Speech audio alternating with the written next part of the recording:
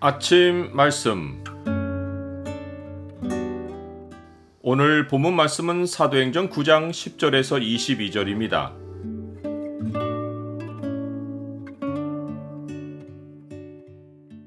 주가 맡기신 직분은 주의 뜻대로 행해야 한다.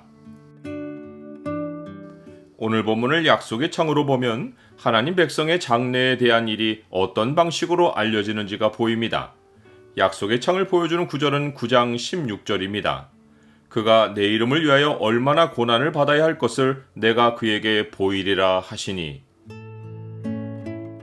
주님은 사울에게 호련히 빛 가운데 자기를 보이시고 일어나 시내로 들어가라고 하시며 네가 행할 것을 네게 이를 자가 있을 것이라 라고 알려주셨습니다. 주님은 매우 구체적으로 그 사람의 이름이 아나니아이며 그가 사울이 있는 집으로 들어와서 사울에게 안수하여 다시 보게 하는 장면까지 보여주셨습니다. 이것은 사울이 살아계신 주님과 함께 영적 현실을 처음 체험하는 순간입니다. 그가 율법으로는 자기 의의를 쌓았고 수많은 바리새인의 규례를 지켜왔지만 난생 처음으로 환상을 통해 주님을 보고 그 주님의 입에서 장래에 대한 계시를 받은 것입니다. 이제 주님은 다메섹의 아나니아라 하는 제자에게 환상 중에 나타나셔서 장래일을 구체적으로 지시하십니다. 일어나 직가라 하는 거리로 가서 유다의 집에서 5사람 사울이라 하는 사람을 찾으라. 그가 기도하는 중이니라. 그가 아나니아라 하는 사람이 들어와서 자기에게 안수하여 다시 보게 하는 것을 보았느니라. 아나니아는 사울이라는 사람이 예루살렘에서 어떤 일을 했는지와 다메섹에 왜 오는지를 알고 있기에 주가 지시하신 말씀을 듣고 놀랍니다. 아나니아는 놀란 마음에 자기가 아는 사실을 그대로 주님께 알려드립니다.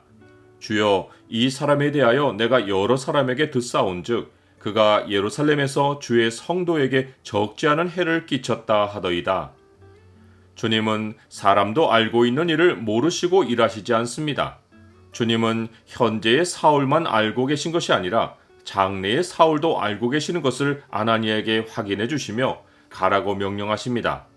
주께서 이르시되 가라, 이 사람은 내 이름을 이방인과 임금들과 이스라엘 자손들에게 전하기 위하여 택한 나의 그릇이라. 그가 내 이름을 위하여 얼마나 고난을 받아야 할 것을 내가 그에게 보이리라 하시니라. 사울의 사명 1순위는 이방인입니다. 그가 이방인으로 나가는 과정에서 왕들 앞에서 복음을 전하는 기회를 얻었고 가는 곳마다 이방 땅에 있는 유대인 회당을 복음의 전초지로 삼아서 이스라엘 자손들에게도 복음을 전했습니다. 하지만 사울이 직접 고백했듯이 그의 직분은 이방인의 사도입니다. 내가 이방인인 너희에게 말하노라. 내가 이방인의 사도인 만큼 내 직분을 영광스럽게 여기노라. 아나니아는 주님의 지시대로 사울을 찾아가서 그에게 안수하며 첫마디로 형제 사울이라고 말합니다.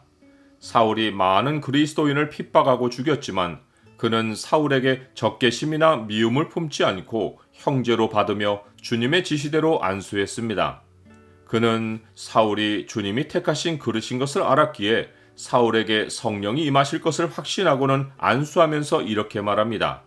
형제 사울아, 주 곧 네가 오는 길에서 나타나셨던 예수께서 나를 보내어 너로 다시 보게 하시고 성령으로 충만하게 하신다. 성령의 임재와 함께 사울의 눈에서 비늘 같은 것이 벗어져서 다시 보게 됩니다. 그의 눈을 가렸던 과거의 시야가 벗어지고 새로운 눈을 가지게 된 것입니다. 그리고 그는 일어나 세례를 받고 음식을 먹고 강건해집니다. 나는 한 사람의 완전한 변화가 오직 성령이 그 사람에게 임하심으로 가능하다는 것을 믿습니까? 사울은 제자들과 함께 며칠 있으면서 그 도에 관한 소식을 구체적으로 전해 듣습니다. 그러나 그의 마음이 급하여 즉시로 각 회당을 찾아다니며 예수가 하나님의 아들이신 것을 전파합니다. 그는 그리스도인들을 핍박했던 자기가 변한 것을 내보이고 예수를 그리스도라고 증언하면 다메섹에 사는 유대인들이 회심하고 돌아올 것으로 생각했습니다. 그러나 유대인들은 그가 전하는 복음 소식에 마음이 열린 것이 아니라 당혹해했습니다. 그가 논쟁으로 사람들에게 다가가서 말로 이기는 방식은 유대교를 믿었을 때의 모습입니다.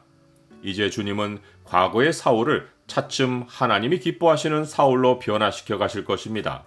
또한 그를 유대인들이 아니라 이방인에게로 보내실 것입니다.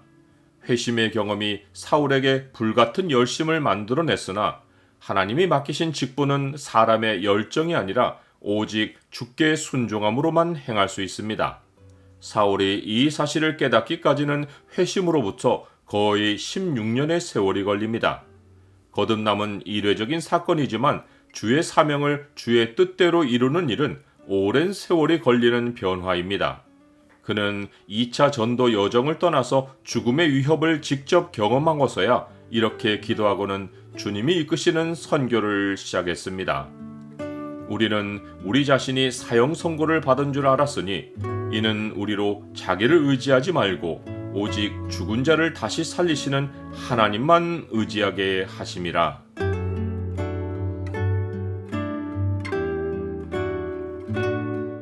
주님, 사람이 거듭나는 것은 자기 의지로 되지 않고 주의 은혜로 됩니다.